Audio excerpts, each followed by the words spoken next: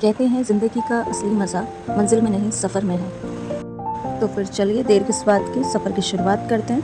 पतिदेव जी driving seat पर बैठे, अपनी सीट बेल्ट बांधी और चल पड़े मुस्कुराते हुए, क्योंकि आज एक खास गेस्ट भी आने वाले थे, इसीलिए बहुत खुश नज़र आ रहे थे। तो क्या था, हमने भी जल्दी जल्दी इसी खुशी में डुबकी लगा ली और हम भी बैठ गए अपनी सीट पर जाकर। घर में सबको बाय कह के हम भी निकल पड़े अपनी मंजिल की ओर।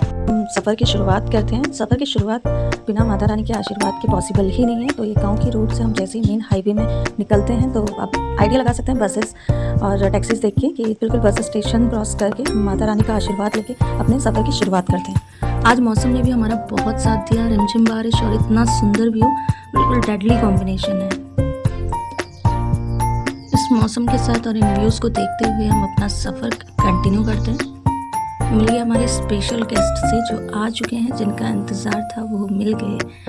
बस एक ही कमी रह गई थी, लेकिन चलिए कोई बात नहीं, हमने बहुत मिस किया। नेक्स्ट टाइम पूरी कोशिश रहेगी कि हम साथ दिखेंगे सभी। चलिए जी, अब फेस रिवील किया जाए कि हम हैं कौन कौन। तो स्टार्टिंग में जो दिख रही थी वो मैं हूँ और ये मेरी फैमिली मेम्बर्स हैं और ये हमारे दो अनमोल रतन हमारे प्यारे भांजे हैं। और मैडम जो बुआ की गोद में बैठी हुई वो हमारी महारानी है, तो वो अपनी बुआ के पास चिपक गई और हमारे छोटे डॉन, छोटे भांजेज हमारे अपने फेवरेट मामा से चिपक गए हैं। तो दोनोदोनों ने ही अपना स्पेस ले लिया है कि भाई हम तो यहीं पे बैठेंगे पूरे सफ़र में। ठीक है, आपस में चिट चैट करते हुए हम आगे बढ़ रहे थे। ये सब तो ठीक है, लेकिन इन सब में तो भूल ही गए कि नज़ारे भी देखना है।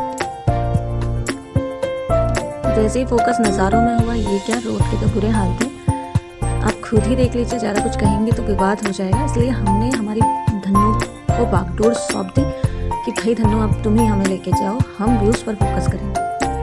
अगर आपका भी प्लान बन रहा है घूमने का तो बरसात में थोड़ा सा संभल के इन रोड पर चलिएगा।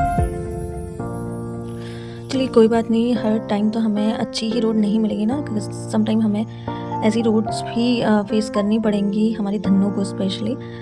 तो आगे बढ़ते हैं। बांसुरी नगरी हम पहुंच चुके थे। गेट देख के दिल खुश हो गया, उम्मीद जागी कि वाह अब कुछ और अच्छे नज़ारे देखने को मिलेंगे। तो हमने सोचा पहले हम अंदर खुद पर भी फोकस कर लेते हैं।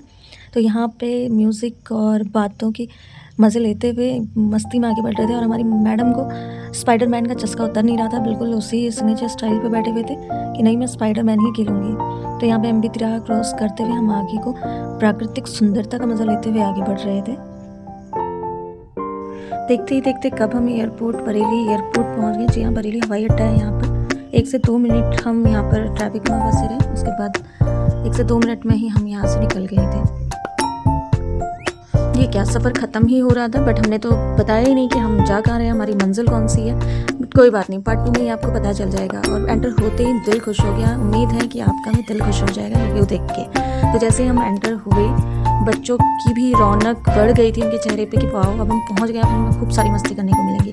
जो कैंपस दिख रहा है ये आर्मी हॉस्पिटल बरेली का है जी। तो हमें यहाँ पर कुछ काम था, हम वो काम निपटा के यहाँ से हमें निकलना था। तो यहाँ पे कंप्लीट कैंपस तो मैं आपको नहीं दिखा पाऊँगी, बट इसका जो मॉडल है वो ज़रूर मैं आपके साथ शेयर करूँगी। यहाँ पे अक्षु और मैं और हमारे प्यारे भानिज हमने यहाँ पर टाइम पास किया। और सिग्नेचर स्टाइल कैसे रह सकता अक्षु का, तो वो तो उससे पूरा करना ही होता है हर जगह। तो इस सिग्नेचर स्टाइल पूरा करने के बाद दोनों की डिमांड थी कि हम रनिंग करेंगे। मैंने कहा चलो ये भी किया जाए। जैसे ही हम आर्मी हॉस्पिटल में एंटर हुए, हमने सबसे पहले बिल्कुल जी भगवान जी का आशीर्वाद लिया और ये मॉडल है इस ब्लॉग में अभी इतना ही। नेक्स्ट ब्लॉग ज़रूर चेक कीजिएगा कि बच्चों को मंजिल ज़्यादा पसंद आई या सफ़र। आप भी ज़रूर बताइएगा कि आपको मंजिल ज़्यादा पसंद है या सफ़र।